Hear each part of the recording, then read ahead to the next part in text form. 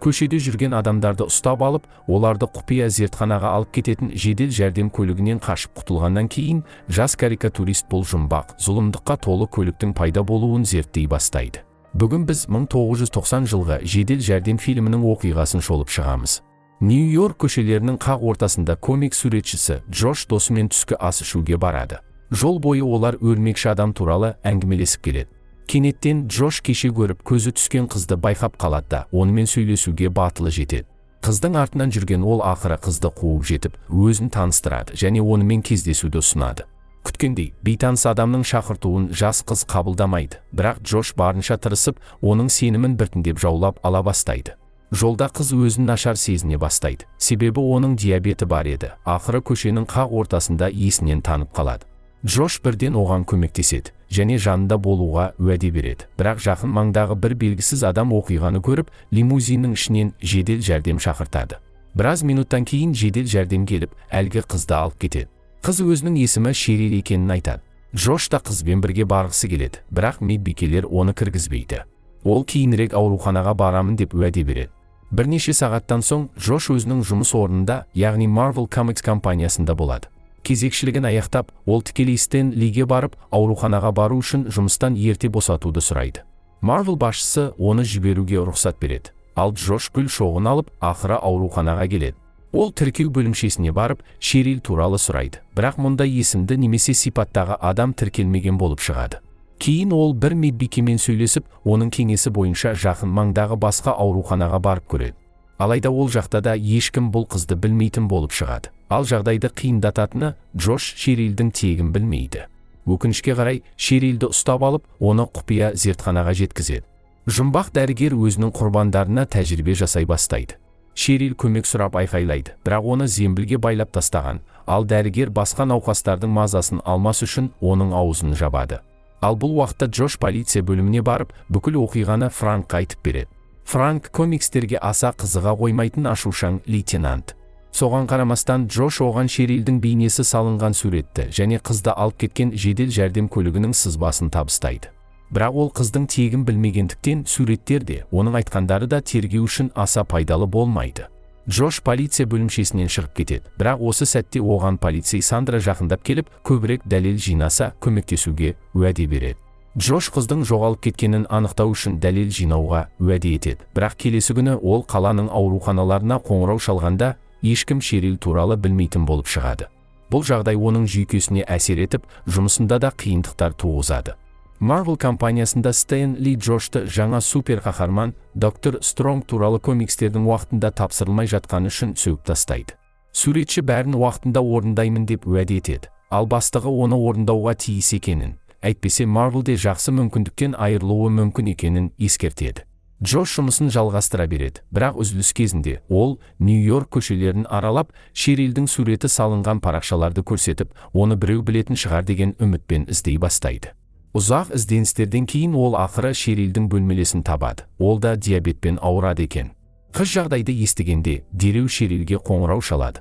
Өкінішке орай, Джоштың айтқандары рас екенін бөлмелесі Шерилдің телефон автоматында қалдырған көмек сұраған хабарламасын тыңдаған кезде ғана түсінеді. Кейін бөлмелесі Джошты түнде Шерил қосымша жұмыс істейтін ат қораға баруға шақырады. Қыз досы сол жерде ме екен деп ішке кіргенде, оны ұстап алып, ол айқайлап көмек сұрай бастайды. Джош оған көмекке жүгіре бергенде, дәл сол сәтте Шерилді алып кеткен жедел жәрдем қақпадан шығады. Бақытына орай, Джош көліктен қашып үлгереді, бірақ жедел жәрдем қызды да ұстап алып, дәрігердің зертханасына алып кетеді. Джош үйіне оралып, сол түні лейтенант Франкпен байланысуға тырысады, бірақ офицер оның қоңырауларына жауап бермейді. Келесі таңертең Джош шаршап оянып сүт ішеді, бірақ өзін нашар сезіне бастайды. Пәтерден шығып көршілерінен көмек сұрайды, бірақ оның жағдайы соншалықты ауырлай бастайды. Көршілері жедел жәрдем шақыруға шешім қабылдайды. Шерил мен оның досын алып кеткен сол жедел жәрдем болуынан қорыққан Джош барудан бас тартады, бірақ медбикелер тез келіп, оны зембілге жатқызып алып кетеді. Ауруханада оянғанда Джош жүйке тозуын бастан кешіріп, қашуға тырысады, бірақ лейтенант Франк келіп, жағдайды ретке келтіреді. Барлығын түсіндіріп болған соң, Франк Джошты аурухана бақылаушысына қалдырып кетеді, себебі ол әлі де бірнеше сұрақ қоюы керек еді. Оның үстіне, қыздардың жоғалып кетуі туралы сенімсіз оқиғасы Джошты күдікті етіп көрсеткен. Тағы бір амал жоқ. Джош аурухана төсегінде қалуға мәжбүр болып, өзінің бөлмелесімен танысады. Бұл бөлмелесі бірнеше жылдан бері ауруханада жатқан Элиас есімді қарт адам екен. Ол бұрын тергеуші журналист болыпты. Элиас Джоштың айтқанын естіп, қыздардың жоғалып кетуіне басты күдікті ретінде карикатуристі көріп тұр. Джош оны Шерилдің жедел жәрдеммен кейінірек ат қорадағы досының да солай алып кеткенін сендіруге тырысады, бірақ қарт оған сенбейді. Олардың әңгімесін аурухана бақылаушысы үзіп, Джошқа ұйқысы тыныш болу үшін тыныштандыратын дәрі береді. Біраз уақыт өткен соң ауруханаға полиция қызметкерін ертіп келген жедел жәрдем келеді. Полицей Джошты басқа ауруханаға ауыстыру керек екенін айтады, ал бақылаушы әйел құжаттарға қол қоюын сұрайды. Полицей құжаттарды алуға кетеді, ал әйел асүйден кофе алып тұрған сәтінде ол батасын пайдаланып, дубинкамен әйелді соғып тастайды. Артынша медбикелер кейпіндегі тағы екі жігіт келіп, Джош жатқан бөлмеге барады. Карикатурист тыныштандырғыш дәрінің әсерінен ес-түссіз жатқандықтан, олар оны зембілге оңай жатқызады. Бірақ қарт Элиас бұл жағдайдың күдікті екенін байқап, олардың жанына барып, түсініктеме талап етеді. Полицей медбикелерге қосылып, қартты тоқтатуға тырысады. Бірақ Элиас бұған бағынбай, өрт сигналын іске қосып, үшеуін жалғыз өзі қуа жөнеледі. Шатасу кезінде барлық науқастар бөлмелерінен шығып кетеді. Бұл полицей мен медбикелерді қашуға мәжбүр етеді. Осы уақытта Элиас Джошты қайтадан бөлмесіне алып барады. Біраз уақыттан кейін бір медбике келіп, не болғанын сұрайды. Бірақ Элиас жағдайды жасырып, екеуі де бөлмеден шықпағанын айтады. Медбике оларға бақылаушы әйелдің жоғалып кеткенін, және ең таңқаларлығы оның инсулин инъекциясын үстел үстіне тастап кеткенін айтады. Мұны естіген Джош, жедел жәрдем көлігімен алып кетілгендердің бәрі, яғни Шерил, оның бөлмелесі және бақылаушы әйелдің диабетпен ауыратынын байқай бастайды. Элиас бұл істі шешуге көмектесуге бел буады, себебі бұл оның мансабындағы ең үздік жаңалық болмақ. Екеуі киімдерін ауыстырып, ауруханадан шығып кетеді, бірақ жолда күзетшіге тап болады. Элиас әйелінің қайтыс болғанына қайғырып жатқан кейіп танытып, Джош ұлы болып шығады. Осы айла арқылы екеуі күзетшіден өтіп кетеді. Ауруханадан шыққан соң, олар такси ұстап, жоғалған диабетпен ауыратындар туралы ақпаратты зерттеу үшін Нью-Йорк Постқа барады. Олар барған кезде, жақын маңда тұрған жедел жәрдем көлігін байқайды да, Элиас Джошты көлікті зерттеуге шақырады. Жақындаған кезде екеуі де ешкімнің жоқ екенін байқайды. Элиас өзінің ескі камерасымен суретке түсірмек болады, бірақ ол істемей қалады. Камераны жөндеуге тырысып жатқанда Джош қоғамдық телефонға барып, лейтенант Франкқа қоңырау шалады. Осы уақытта Элиас камерасын жөндеп, жедел жәрдемді суретке түсіруге жалғыз өзі кетеді. Бәрін камераға жазып алған соң, ол қайтуға дайындалады, бірақ кенеттен бетін жасыл жарық шағылыстырады. Бұл жарық жедел жәрдем көлігінің ішінен шығып тұрады. Машинаның ішінен екі медбике мен бұрын полицей кейпіне енген әріптестері шығады. Үшеуі Элиастан камераны беруді талап етеді, бірақ ол оны өзенге лақтырып, біреуімен төбелеседі. Қарттың батылдығына қарамастан, олар оны есінен тандырып, жедел жәрдемге отырғызып алып кетеді. Бірнеше минуттан кейін Джош лейтенантпен сөйлесіп болып, Элиасты іздей бастайды, бірақ оның ұрланғанын түсінеді. Алайда Элиас өзінің фотопленкасын қылмыс орнында қалдырып үлгерген еді. Сондықтан Джош фотоларды полицияға шығарып бере алады.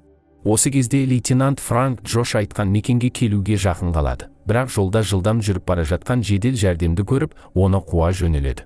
Франк жылдам көлігінің сиренасын қосып, жедел жәрдемді жол жиегіне тоқтатуға мәжбүр етеді. Содан кейін ол көліктің артқы есіктерін ашуды бұйырып, науқасты көрсетулерін талап етеді. Науқас түгелімен ақ жамылғымен оралған болатын. Лейтенант жамылғыны ашқанда, оның астында басқа медбике жатады. Ол оянып, пышақпен Франкты кеудесінен жаралайды. Франк жараланған күйі жерге құлайды, ал үшеуі жедел жәрдеммен қашып кетеді. Бірақ полиция қызметкері орнынан тұрып, тапаншасын алып, жедел жәрдем көлігіне қарай оқ жаудыра бастайды. Жедел жәрдем көлігі бұрылып, үлкен жылдамдықпен полицейге қарай жүреді. Франк көлікке қарай оқ атуын жалғастырса да, жедел жәрдем оны басып өтіп, оны сол жерде өлтіреді. Медбикелер оның денесін зембілге салып, қайтадан зертханаға қарай қашады. Осы уақытта Джош Марвел студиясына оралады. Оған полиция қызметкері Сандра келіп, Франктың жоғалып кеткенін айтады. Джош оның жедел жәрдем көлігімен ұрланғанына сенімді, дәл Элиас сияқты. Полиция қызметкері полиция бөлімшесіне қоңырау шалып, жедел жәрдемнің тіркеуі туралы ақпарат сұрайды. Оған қаладағы көлік бөлшектерін қабылдайтын алаңға бару керектігін айтады. Келесі күні таңертең Джош сол жерге барып, тізімдегі көліктердің арасында жедел жәрдемнің нөмірін тауып, иесінің мекенжайын анықтайды. Ол дереу телефон будкасына барып, Сандраға бәрін хабарлайды. Сандра бұл ақпаратты тексеретінін айтады. Қоңыраудан кейін Джош телефон будкасынан шығады, бірақ оның жолын бір топ жас өспірімдер кестейді. Джош өзін қорғауға тырысады, бірақ сан жағынан көпті кеткен жастар оны ұрып соғып, есінен тандырады. Біраз уақыт өткен соң Джош жараланған күйде оянып, одан бетер жағдай қиындай түседі. Сол қорқынышты жедел жәрдем көлігі оны алып кетуге келеді. Ол қарсылық көрсетуге тырысады, бірақ жарақатынан әлсірегендіктен медбикелер оны зембілге жеңіл байлап тастайды. Енді Джош барлығынан айырылып қаламын деп қорқып тұрғанда, оны ұрып кеткен банда қайта оралып, не болып жатқанын көруге келеді. Джош осы сәтті пайдаланып, жас өспірімдерді арандатып, жедел жәрдем көлігінің олардың территориясына кіріп кеткенін және көлікте қымбат дәрі-дәрмектер болуы мүмкін екенін айтады. Банда оның сөзіне сеніп қалады, бірақ медбикелер оларды қуып жіберуге тырысқанымен жас өспірімдер шабуылдай бастайды. Өкінішке орай, медбикелер әлдеқайда күштірек болып шығады да банданы тез жеңіп шығады. Джоштың жоспары іске аспай қалады, ал оны жедел жәрдемге салып көлік жүйткіп кете береді. Жолда көлік шайқалып, Джоштың жанына түскен чемодан жерге құлап кетеді. Джош байлаулы күйінде аяғымен чемоданды тартып алып, тісімен ашып көмек болар зат табуға тырысады. Алайда ішінен тек винт деп жазылған күртешені ғана табады. Енді оның жалғыз мүмкіндігі зембілді жедел жәрдемнің есігіне итеріп шығуға тырысу. Көп күш салғаннан кейін ол есіктерді ашады, және жедел жәрдем төбеге көтерілгенде Джош көліктен шығып кетеді. Бірақ ол әлі де зембілге байлаулы күйде, сондықтан жолмен төмен қарай жүйткиді. Оның алдынан екі көлік өтеді, бірақ Джош олардың арасынан аман есен өтіп кетеді. Соңында зембіл қоқыс жәшіктеріне соғылып, аударылады. Бұл соққы оны босатуға жеткілікті болады. Джош бостандыққа шығады, алайда медбикелер оның қашып кеткенін байқап, соңынан қуа жөнеледі. Джош жақын маңдағы зауытқа қарай жүгіріп, ішке кіреді де, бір жұмысшыдан көмек сұрайды, бірақ жұмысшы оған бұл жерден кету керектігін айтады. Біраз уақыттан кейін екі медбике де зауытқа кіріп, жұмысшы олардан да кетуді талап етеді, бірақ олар оны да тез жеңіп, жойып жібереді. Содан кейін олар Джошты қууды жалғастырады. Джош айналмалы баспалдақпен төмен түсіп, үлкен темір құбырлардың арасында жасырынып қалады. Бір медбике оны тауып алады, бірақ тар кеңістіктің арқасында Джош жұдырықпен тепкі арқылы өзін қорғайды. Медбике есінен танған кезде Джош құбырдың соңына жетіп, темір қоршауға соғылып, шығуға тырысады. Ол жолдың арғы бетіне құлап, екі көлік оны басып кете жаздайды. Осы қорқыныштан кейін Джош жүгіріп паркке жетеді, және ирониялы түрде ол тағы бір қылмыс болған жерге тап болады. Мұнда полиция жас әйелдің өлімін зерттеп жатыр. Джош көмек сұрап айғайлайды, ал екі детектив, Маклоски мен Райан, оны куәгер деп ойлайды. Олар оны полиция бөлімшесіне алып барады. Ал Джош екі медбикеден қашып жүргенін түсіндіреді. Олардың жедел жәрдем көлігімен адамдарды ұстап алып жатқанын айтады. Алайда детективтер парктегі қылмыс туралы білгісі келеді. Секундтардан кейін Сандра полиция бөлімшесіне келіп, Джошпен сөйлеспекші болады, бірақ детективтер оны тергеуге араласуға жол бермейді. Соған қарамастан, Сандра соңғы бірнеше аптада 11 диабеттік адамның жоғалғанын, және бұл жедел жәрдем оқиғасымен байланысы бар екенін айтады. Детективтер оған Джошпен бірнеше минут сөйлесуге рұқсат береді, және ол Сандраға жедел жәрдемнен тапқан вейд әріптері жазылған күртеше туралы айтады. Сандра бұл ақпаратты одан әрі тексеруге уәде береді, ал Джош полиция бөлімшесінде қалады. Жасыратыны жоқ, бірақ қазір әр қазақтың басында кредиті бар. Алайда жаңадан ашылған Roborock платформасы қолданушыларына жақсы ақша төлеп жатыр. Бұл жерде ақша табу өте оңай. Сайтта көптеген онлайн шаңсорғыштар ұсынылған. Сіз оларды сатып алу арқылы инвестиция жасайсыз, және олар сізге 100 күн бойы күн сайын табыс әкеліп тұрады. Мысалы, ең арзан Roborock Q5 шаңсорғышын 5000 теңгеге сатып алсаңыз, ол сізге 33 мың көлеміндегі табыс әкелетін болады. Ал 500 мың көлеміндегі шаңсорғышты сатып алсаңыз, ол сізге 4 миллион 400 мың теңге әкеледі. Сіз олардың бірден бірнешеуін сатып ала аласыз. Қазірдің өзінде көптеген қолданушылар күніне 70-80 мың теңге тауып отыр.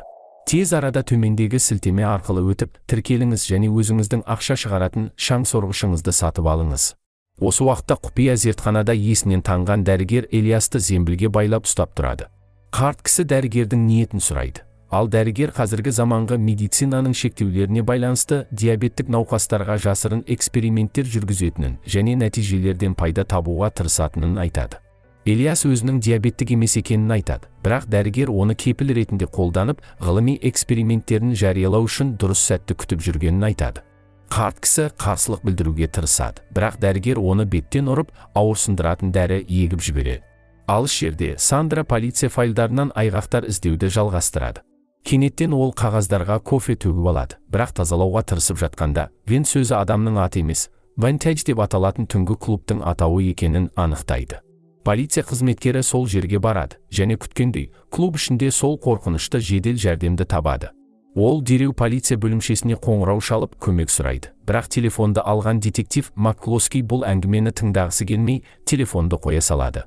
Джош онымен сөйлескісі келгеніне қарамастан, детективтер Джоштың парктегі қылмыс туралы мәлімдемесін алуды жалғастырады.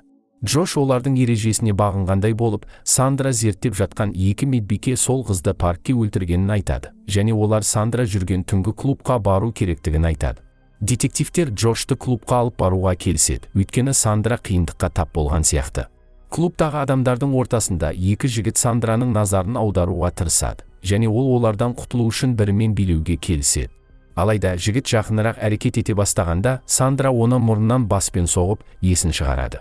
Содан кейін ол микрофонды алып, полиция қызметкері екенін таныстырып, барлығынан жедел жәрдем қылмыскерлерін табуға көмек сұрайды. Клубтағылар мұны қалжың деп ойлайды, бірақ Сандра қаруымен бірнеше рет төбеге атып, әзіл емес екенін дәлелдейді. Бірнеше минут өткен соң, детективтер оқиға орнына келіп жетеді. Джош мүмкіндігінше тезірек Сандраны табуға тырысады. Түнгі клубтың ішінде ол полиция қызметкерін көріп, оған қарай жүгіреді. Бірақ сол сәтте жынданған дәрігер жүргізіп келе жатқан жедел жәрдем көлігі оған қарай қатты жылдамдықпен шабуыл жасайды. Джош әрең қашып құтылып, шетке ығысуға мәжбүр болады. Дәрігер жедел жәрдем көлігін клуб ішінде кез келген нәрсені қиратып, жолында кездескендерді басып өтіп жүргізе бастайды. Ақыры бірнеше қарулы полицейлер оны қоршап алады. Сонда дәрігер көлікті қабырға арқылы сындырып, жолға шығып қашып кетуге мәжбүр болады. Дәрігер қашып кеткенімен Сандра, Джош және екі детектив клубтың екінші қабатынан дәлелдер іздеуге кіріседі. Сол жерде олар дәрігердің құпия зертханасын тауып, мылтық ұстаған медбикелермен бетпе-бет келеді. Алайда Сандра мен полицейлердің арқасында оларды түгелдей жояды. Содан кейін олар дәрігердің эксперименттерінің құрбандары жатқан аурухана төсектерін табады. Джош бәрін тексеріп болғаннан кейін, ақыры төсектен Шерилді тауып, оның аман екенін көріп қуанады. Қыз дәрігердің оған химиялық зат енгізгенін, бірақ оның денесі бұл затқа төзбейтінін айтып, өзін нашар сезінеді. Джош дәрігерлер оны емдейтініне уәде береді. Шерил оған алғысын білдіріп, күтпеген жерден жігітіне хабарласып, оның аман екенін айтуын сұрайды. Қыздың басқа жігіті бар екенін білгенде, Джош күйзеліске түссе де, уәдесін беріп, ақпаратты жеткіземін дейді. Зертхананың басқа бөлігінде көңілі қалған Джошты Сандра жұбатуға тырысады, өзінің оған деген сезімін білдіреді. Ол Шерилдің жігітіне өзі хабарласатынын айтады. Бірақ сол сәтте жедел жәрдем медбикелерінің бірі полицей болып киініп, тірек бағананың артында тығылып тұрғанын көреді. Ол Сандраға тап беріп, пышақпен шабуыл жасамақ болады. Алайда Сандра оны қарсы алып, қатты соққымен есеңгіретіп тастайды. Жасырын полицей шабуыл жасауға тырысқанымен, сол сәтте Ильяс келіп, оның үстіне секіріп, жерге құлатады. Джош досының аман есен екеніне қуанады. Ильяс өзінің жаңалықтар репортажын дайындайтынын айтып, бұл оқиға оған маңызды сыйлық әкелетінін уәде етеді. Аз уақыттан кейін Джош пен Сандра оқиға орнын тексеруге қалған детективтерді қалдырып, тынығуға кетеді. Бірақ екеуі сән салтанатпен кешті аяқтауды шешіп, дизайнердің пәтеріне лимузинмен барады. Жолда Джош осы оқиға барысында Сандраға жақын болып кеткенін көрсетеді. Ал екеуі пәтерге жеткенде, олар уақытты бірге өткізгісі келеді. Алайда Джош кілттерін қоқыс тастаған топ шабуыл жасағанда жоғалтып алады. Жағдай одан сайын қиындай түседі, себебі жедел жәрдем көлігі қайтадан пайда болып, оларды тротуарда қағып кетеді. Сандра есінен танып қалады, ал Джош орнынан тұрып, қараңғы аллеяға қарай жүгіреді. Жедел жәрдем көлігі оның артынан қуып, оны қоқыс жәшігіне секіріп кетуге мәжбүр етеді. Бірақ дәрігер көлігін қоқыс жәшігіне соғып, Джошты көліктің капотына лақтырады. Дәрігер жедел жәрдемді тездетіп жүргізіп, Джошқа алдыңғы терезеден қолымен шабуыл жасай бастайды. Джош қашып құтылады да көшеде жүгіріп жүріп, үлкен қоршауға тап болады. Ол қоршаудан асып өтеді, ар жағында үлкен құрылыс шұңқырын көреді. Осы кезде дәрігер жедел жәрдем көлігімен алдыңғы жағында пайда болып, микрофон арқылы Джошқа оның жоспарына кедергі жасаған үшін өкінетінін ескертеді. Джош бұл мүмкіндікті пайдаланып, дәрігерге оның қоршаудың ар жағында не жатқанын білмейтінін сездірмей, оны қағып кетуге шақырады. Дәрігер оның тілегін орындауға шешім қабылдап, жедел жәрдемді қоршауға қарай айдайды. Алайда қоршаудан өткеннен кейін көлік шұңқырға түсіп, соққыдан жарылып кетеді. Ақырында қауіп жойылып, Джош шынайы жедел жәрдем көлігімен ауруханаға жеткізіледі. Сол жерде ол есінен танып қалған, бірақ қауіпсіз Сандраны кездестіреді. Екеуі кешті сүйісумен аяқтауды шешеді, бірақ зембілдегі белбеулер олардың жақындауына кедергі жасайды. Саған бұл фильм ұнады ма? Төменде пікіріңді қалдыр. Егер бейнежазба ұнаса, лайк басып, арнаға жазылуды ұмытпа. Келесі